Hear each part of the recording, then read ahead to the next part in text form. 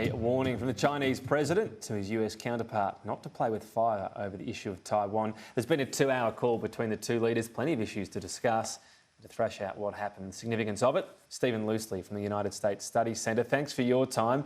This is the headline and no surprise, but look, it's not necessarily new from China that they make these sorts of claims or warnings, and the US always just says, our policy hasn't changed. It's worth thinking about what that is, strategic ambiguity. They're not saying whether they'll intervene or not, because then that gives a sort of red line for China to respond to. So what did you make of today's call?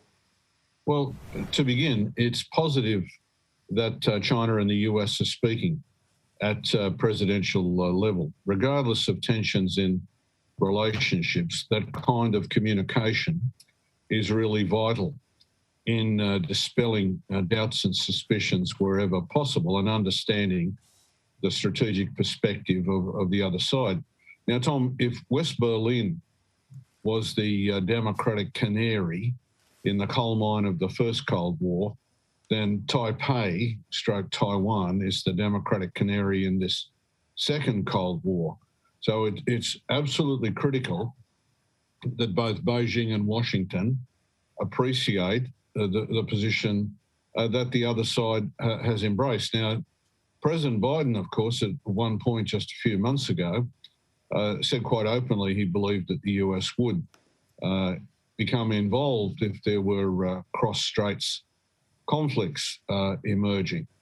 The White House then walked those remarks back, but there's no question that they were designed for Chinese consumption. And this kind of discussion where President Xi normally displays something of a sabre and rattles it for a little bit, it's important to remember that that's designed as much for the consumption of the Chinese Communist Party, leading to the Party Congress later this year, as it is for American and global consumption. So we have political circumstances in both countries where the timing of this conversation was actually quite critical. And that's what's always interesting, because so often we reflect back on what situation is going on at that point of time for the US and its political scene. We know Joe Biden's not exactly going well on approval ratings, something we don't talk about for Xi Jinping, but he's on the cusp of trying to get this unprecedented third term. And while that's sort of been rubber stamped, his measure is always Chinese strength and the Chinese economy. And the latter in particular is an ongoing concern for him. Well, you're right. The certainty of Chinese economic, political and ultimately strategic domination at a global level is really core the CP's message. Now, that's in serious doubt at the moment for a variety of reasons. The COVID zero campaign that Beijing is waging, problems with the Chinese banking system, the slippage in Chinese economic growth. All these factors mean that the certainties that the CCP, the Chinese Communist Party, always mandated for itself and for Chinese future, really do have question marks over them. Now we have the Party Congress coming, and it's true. It's an unprecedented third term in power for Xi Jinping.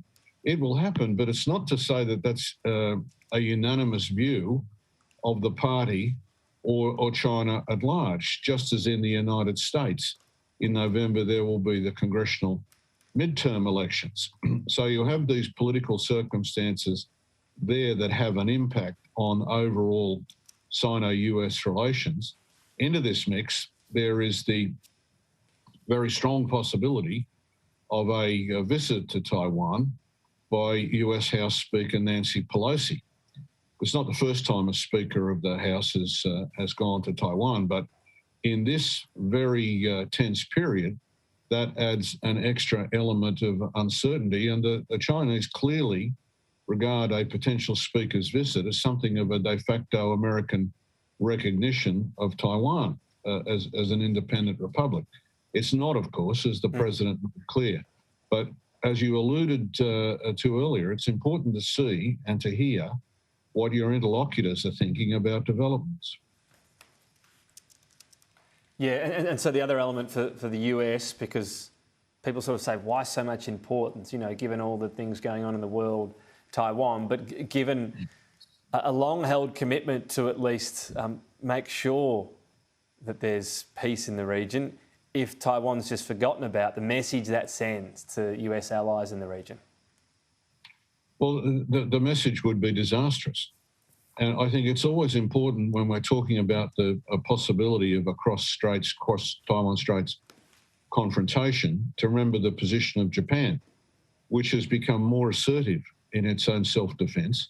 And the Abe doctrine has taken hold within the Japanese political system at the level of the government and the Diet, within the Foreign Affairs Department and within the military, and that is that Japan must do more with allies such as the United States and increasingly Australia. And at the core of the Quad is the late Prime Minister Abe's determination to put that framework together and bring India into the arrangement. That's been very successful to date in terms of creating a deliberate framework, and Beijing is very displeased about that.